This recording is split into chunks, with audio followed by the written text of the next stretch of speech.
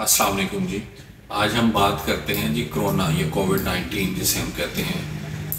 हम सब लोग जो हैं बड़े लकी हैं, एक ऐसे पीरियड से गुज़र के हम आए हैं जिसके अंदर बहुत सारी अमवात हुई, बहुत सारे लोग हमने अपने अजीज़ प्यारे गंवाए हैं और उनमें से हम बच के उस पीरियड से आगे आए हैं।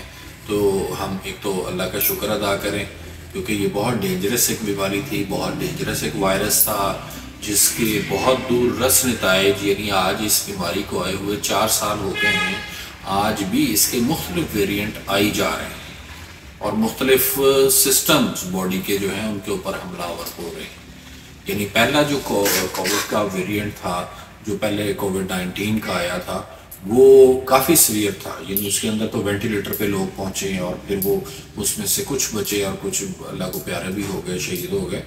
लेकिन उसके बाद फिर बाकी जो उसके बाद के जो वेरिएंट थे उनमें ओमिक्रॉन आया था।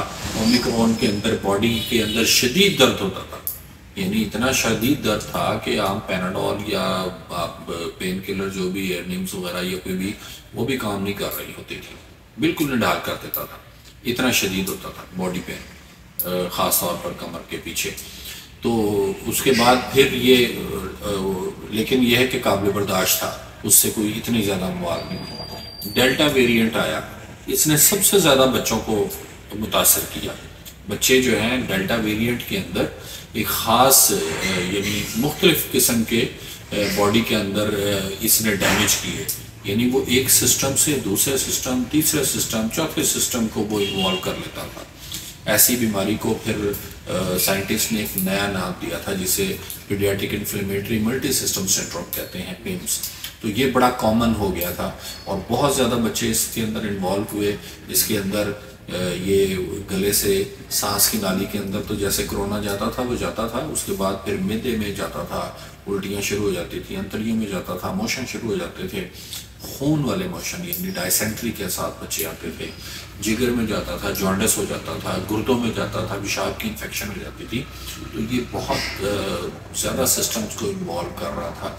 बच्चे उस दौर के अंदर मेरे पास बहुत सारे बच्चे आए जिनको इवन स्केबीज हुई जा रही थी, यानी जिनके ऊपर वो अच्छा, ये जो ऐसे वायरसेस थे जो कि बॉडी में पहले हो के इनएक्टिव हो चुके थे, जैसे कि हम देखते हैं कि भी ये जो चिकन पॉक्स है ये एक बार होता है, मम्स एक बार होता है, उसके बाद इनएक्टिव हो जाता है, इसका वायरस बॉडी में रहता तो है बट इनएक्टिव, वो उसे एक्टिव कर देता था। ये हेपेटाइटिस से बच्चे को हुआ, चिकन पॉक्स हुआ, दोबारा नहीं होना चाहिए, बट इसने आके डेल्टा वेरिएंट ने उसको दोबारा एक्टिवेट किया। ऐसे बच्चे मैंने देखे जिनको पहले चिकन पॉक्स हुआ, दोबारा चिकन पॉक्स हो रहा था।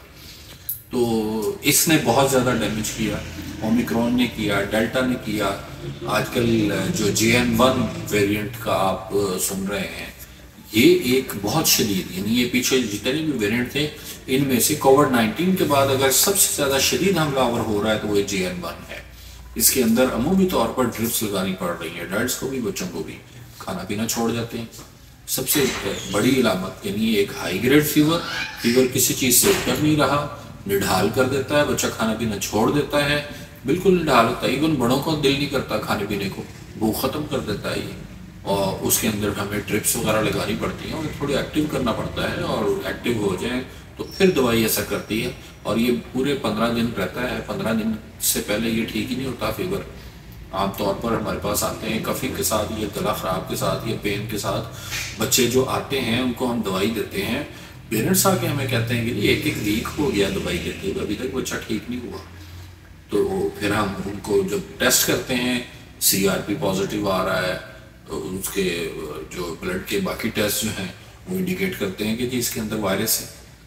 तो वो वायरसेस को फिर देखते हुए, तो ये सारा कोविड का एक पूरा एक जो एरा था या एक पूरा एक लंबा पीरियड था, वो अभी भी कंटिन्यूसली चल रहा है और ये बड़ा ख़तरनाक है।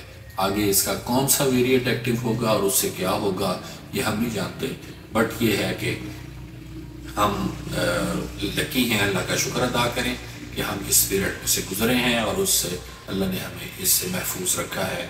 और जिन्होंने अमवात या शहादतें नोश फरमाई हैं, अल्लाह पाक उनको जन्नत में आला मुकाम नसीब फरमाए। आमीन। शुक्रिया।